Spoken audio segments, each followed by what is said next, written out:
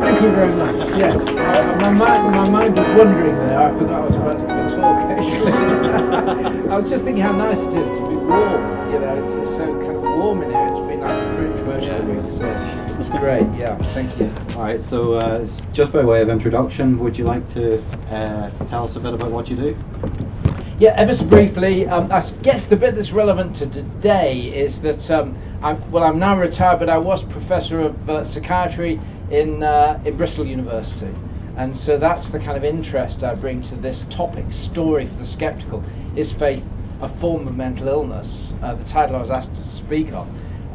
That's the kind of background that I'm bringing to this, and I just want to say that you know, I was up at Ninewells with the medics the other day, and we could be a little more technical then, addressing some, but we're going to deal with this in broad brushstrokes today, but I'll be happy to pick up any more detailed questions either personally afterwards, or maybe if they're not too detailed, when we get to do some Q&As toward the end. So anyway, it's great to be here, and thanks so much. Okay, I'll leave it Is to that you. me then? That's Right. you. The other interesting little fact is this is my old alma mater, so I graduated from Dundee like decades and decades ago. It was one of the earliest. In fact, I think we were the first year after Dundee became an independent university from St Andrews. So that was a very long time ago. Anyway, it's great to be here. Is faith a form of mental illness? Well, it's now nearly half a century since the Reverend Jim Jones led his followers into a mass suicide in the Guyanese jungle. More than 900 people died, and among them scores of children. It was a scandal that rocked America, and the question was, how could one man exercise such a profound influence on so many people? 900 people. It had started out so promisingly. Commune was the idea based on radical social action, attracting decent people, many of them highly educated, and had a great vision. They just wanted to make the world a better place and to look experimentally at how different forms of lifestyle could facilitate that and embody it. But then the charismatic Reverend Jim Jones seemed to mentally unravel. He proclaimed himself a messiah figure, and at the same time the commune's internal psychological control over its members were tightened, and in the end everybody died. How can so many ordinary people become locked into something so insane? Which leads us to our topic for today. Is Christianity, and for that matter, the phenomenon of religious faith more generally, in these human experiences, are people simply being drawn into systems of collective delusion? Indeed, Richard Dawkins' book, The God Delusion, seems from its cover and the use of the term delusion to be implying just that. Duped by cleverly contrived stories about a highly improbable individual such as Jesus Christ. And then Jesus himself. Even if the stories about him are vaguely reliable, historically people say, are we looking at someone who was simply mentally disturbed? Maybe a psychosis dominated by delusions of grandeur or paranoia, or maybe a form of personality disorder, producing a cult builder bent on staging his own spectacular suicide. Or, as it turned out, not so spectacular suicide as they strung him up like a common criminal. Well, we won't be the first to have asked these questions. Not the first. In fact, the earliest documents we have of Jesus' life, such as Mark's brief biography of his life, and you've got one of these on the table in front of you. It's an eyewitness account of the life of Jesus written by one of his followers, Mark, and we'd love you to take it away, by the way, and read it. Please do just pick it up and take it away. In Mark's Gospel, you will find Jesus' own family said, quote, he's beside himself, unquote. His ideas, the things he was putting forward, were so dissonant with the culture of the time and the expectations of his family. Clearly, they said, he's mad. His ideas don't fit with what anybody else around here thinks, and that itself must make him mad. And in fact, the Apostle Paul, one of his best-known early followers, he was hauled up before the Roman governor Festus, and Festus said, Paul, you are out of your mind after listening to him. Your great learning driving you insane. So we're not the first to say, are people who follow Jesus a bit, unhinged? Because Jesus himself was a bit mad? So in the brief time we have together, let's look at those two questions. First, are today's Jesus followers, people like me, caught up in some kind of collective delusion? And second, if he existed at all, was Jesus himself mentally disturbed? And we've got to rattle through these big questions, but let's go with the first one. And I guess we ought to start by the God delusion. Was Jesus deluded? Are we caught up in a collection delusion? We ought to begin by defining what we mean by a delusion, and particularly I want to share how psychiatrists use that term.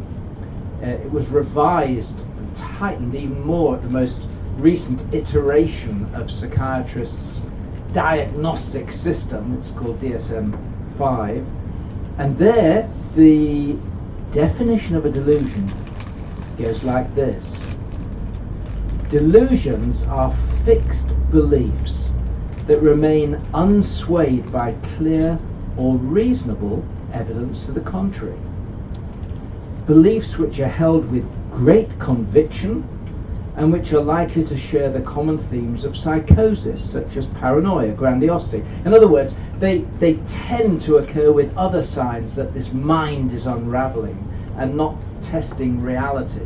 It's not always the case, actually. They can occur very much in an encapsulated form, but generally they tend to occur alongside other features of abnormalities of information processing.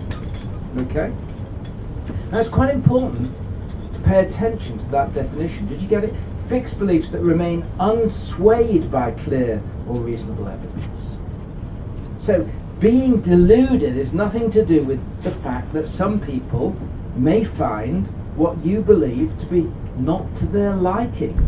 That doesn't give them the right to snatch this term out of the psychiatrist's book and brand you as mentally ill with that, or even that your beliefs they think are mistaken or improbable. The whole point about a delusion is that when you present some reasonable evidence to the contrary, they remain unswayed, unmovable in the face of that evidence. And Andrew Sims, a previous president of the Royal College of Psychiatrists, written one of the go-to books about mental psychopathology called Symptoms in the Mind, he says a delusion is more about an abnormality of how you believe rather than simply what you believe. It describes a process of thinking in which beliefs can't be swayed by clear and incontrovertible evidence to the contrary. But the point is, in deciding whether something is delusional, is there clear and incontrovertible evidence to the contrary?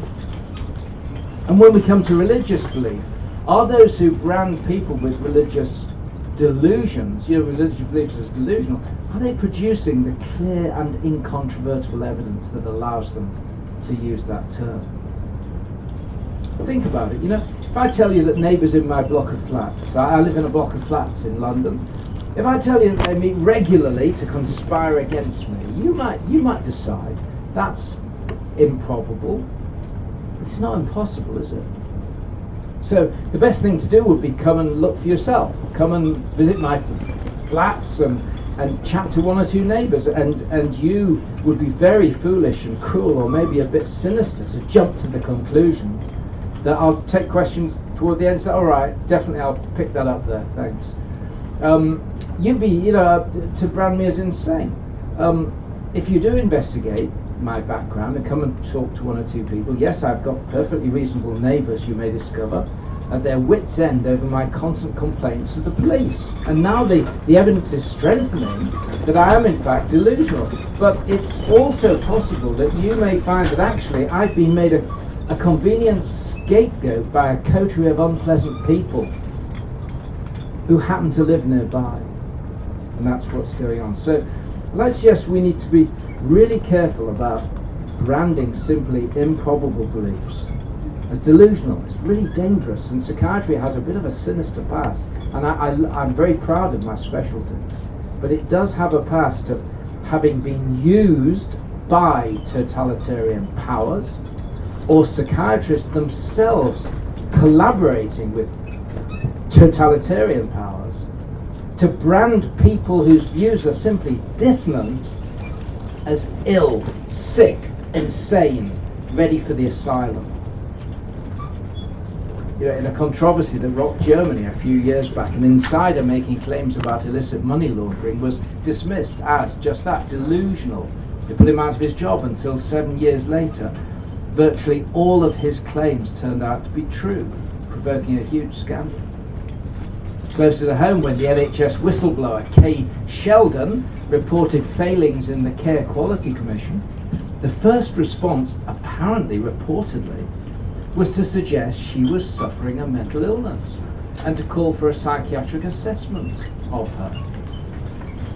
And as I say, psychiatry has a chilling history of overreach in branding ideas that simply don't fit the social consensus of the time as being insane, unwell, sick, ill.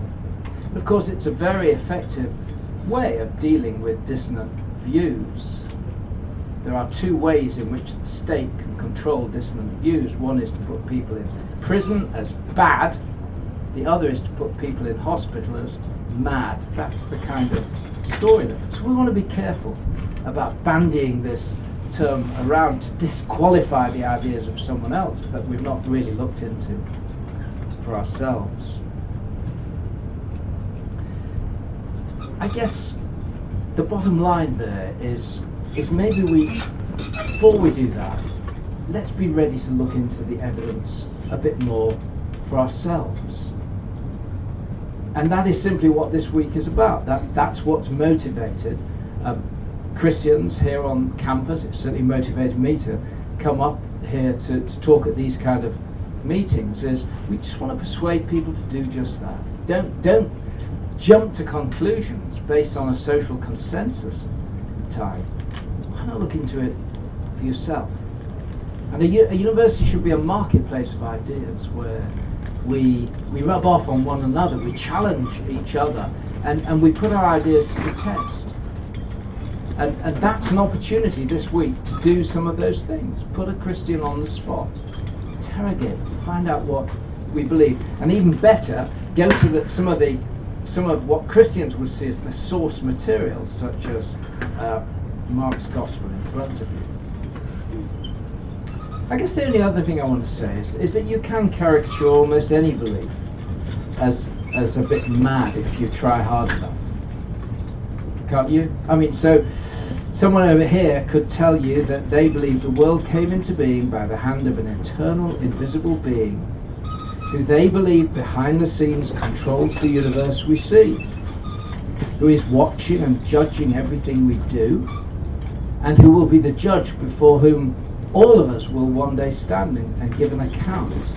And it'll be a final reckoning, and everything will be turned out to have and seem to have been dealt with fairly by him. And they also believe that this invisible being sent his son to die for our wrongdoing, for the crack that runs through everything in our lives, and then raised him back to life. And then they'll say, oh, and all this happened a very long time ago, mind you. Sounds bizarre, unbelievable. But equally, oh, by the way, I believe that. But equally over here, we may have someone say, well, I don't believe any of that God stuff. I believe the universe sprang into being and nothing caused it. I call my theory the Big Bang. You say, wow, that sounds really technical. And they persist, well, yeah, something came out of nothing. And in a fraction of a second, all that we call the universe exploded into being. And in that moment, all the laws of the universe dropped into place, just like that.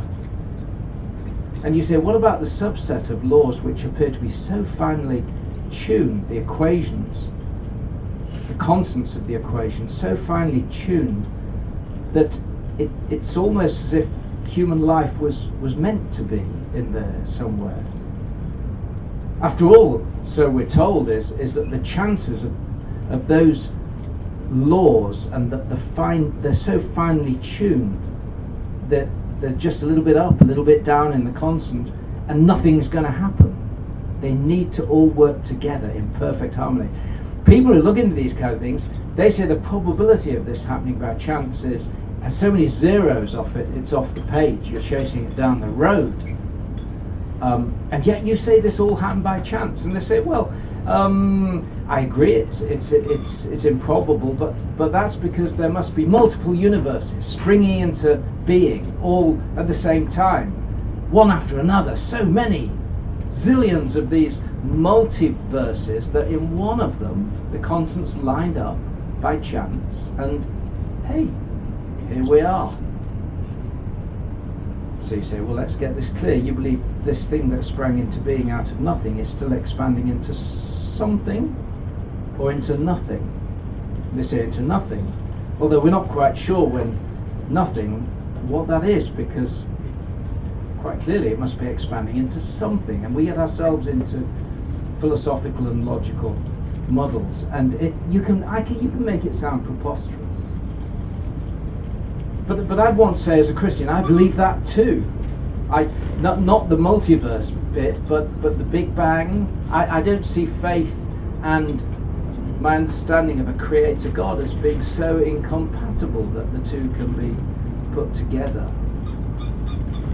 But going back to our main subject, whatever a person's beliefs about these ultimate questions, no psychiatrist worth her salt would ever brand them as deluded, no matter how superficially weird or eccentric, without submitting them first to these tests. Before I say it's a delusion, is it demonstrably false? Is this person resistant to rational argument? And what do other people believe in this culture? But you might come back and say, sure, but the reality is, that few of us go to the original data. You might say, I believe in the Big Bang because people I trust believe in the Big Bang. If I'm honest, I haven't looked at any of the original data. I'm not sure I'd understand it, but people I trust do, and that's why that is my summary judgment about how the world came into being. We've just got stacks of trusted scientists who say this is how it happened. And who have you got on the Christian faith side? And then we're into a rather foolish pitching one expert against another and arguing from the prestige of the person holding the view is a very dangerous form of evidential inquiry. But that does happen. And if we were kind of almost playing that game, I'd have to say, but there are trusted people who stack up on both sides of the argument about the God delusion. I have a couple of friends who are judges, one at the very highest level below the Supreme Court, and I hear them talk about how compelling they find, on the basis of the historical evidence, the evidence that Jesus did in fact rise from the dead. Or we could talk to Francis Collins, who led the Human Genome Project, coordinating the work of scientists, geneticists from 6 countries. And we could talk to him about, as a committed believer in Jesus Christ, how he puts his trust in Jesus as the creator of the worlds together with his sophisticated scientific knowledge.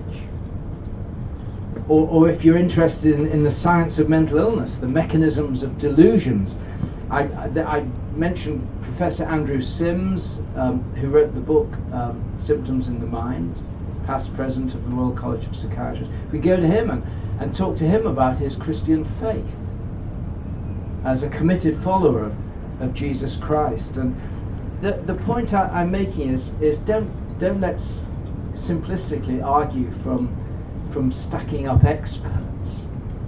This isn't a very fruitful discussion. There are trusted sources, trusted intellectual leaders, thought leaders on both sides of this debate. So I guess the best thing we could do is to go to the source material for ourselves and weigh up the evidence as objectively as we can. For example, taking away this biography of the life of Jesus and saying, well, you know, if I can't ask these big ultimate questions at this time of my life, what's life about? Is God there? What does it mean to follow Jesus Christ? What difference would it make to me? If you can't do that thought experiment here, well, where should you do it? And I'd really encourage you to look into it for yourself. But just want to finish with the other question we had. Well, was Jesus himself insane? Does the evidence stack up there? And atheist Christopher Hitchens makes this claim repeatedly. One of the main examples he gives of Jesus' palpable insanity was the incident where Jesus counsels his disciples in one of the Gospels to take no thought for the morrow. You see? That's very odd. Hitchens liked to quote the old King James Version, hundreds of years translation, so it does sound a bit kind of arcane, the translation. But what Hitchens says is he says, take therefore no thought for the morrow. That's what Jesus said. In fact, completing it, he said, take therefore no thought for the morrow shall take thought for the things of itself. Sufficient is the evil of the day thereof. So take no thought for tomorrow, says Hitchens. It's insane. Palpably insane. No pension planning, no Sainsbury's delivery, no summer holiday booking, a world in which every morning you wake up to a blank diary and an empty fridge. This is a sure sign, he says, of an unstable mind.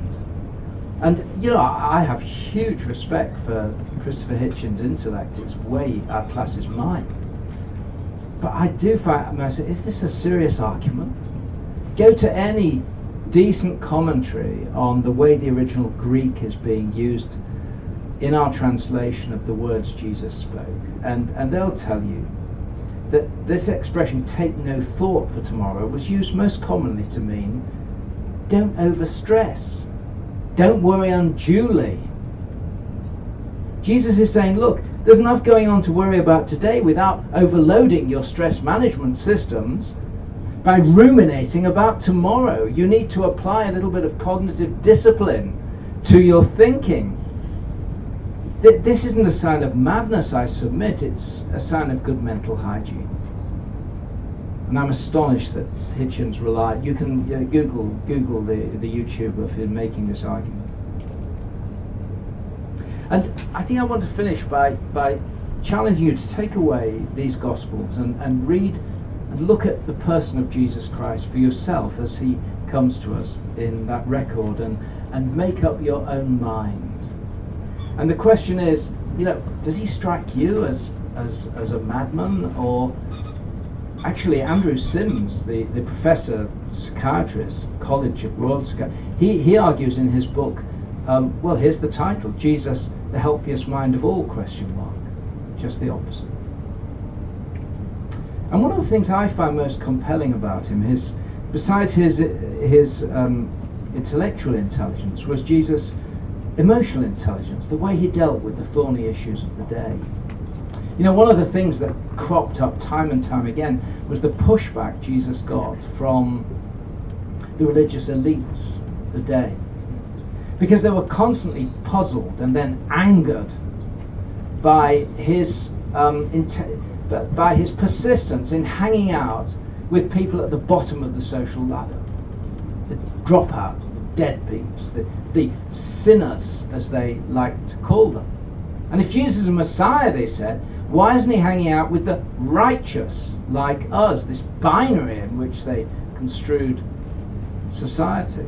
Jesus, clearly you cannot be a Messiah when you hang out with people like that.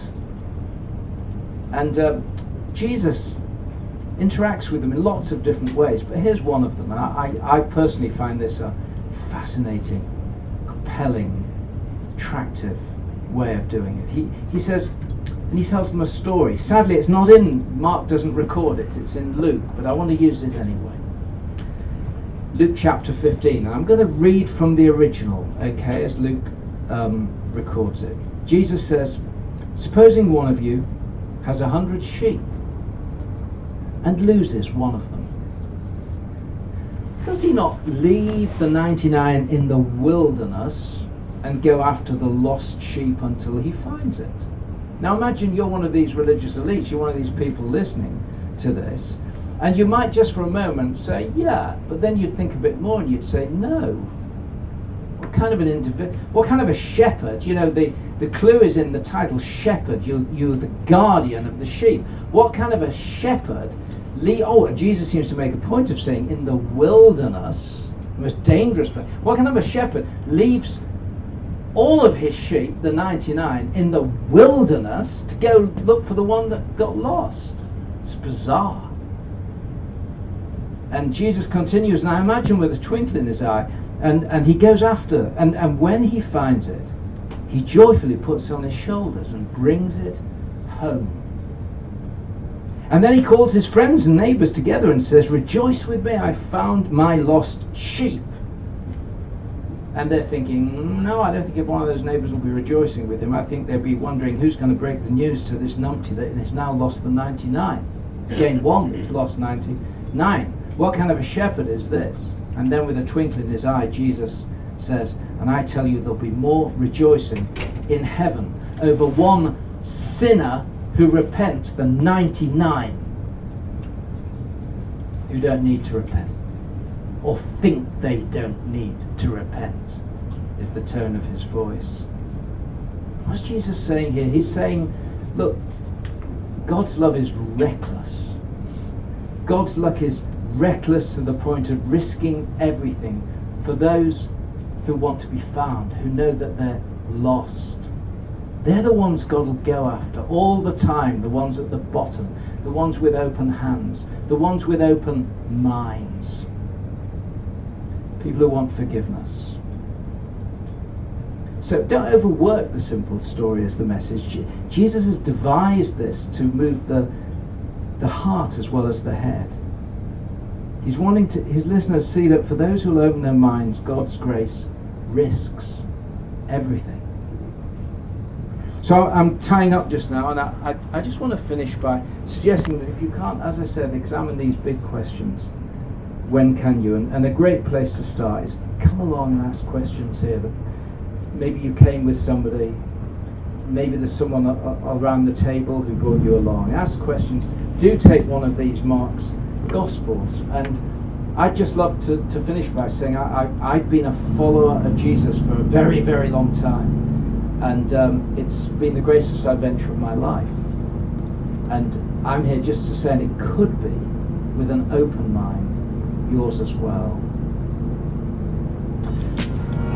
Jack, shall I hand back to you at this point? You tell us what to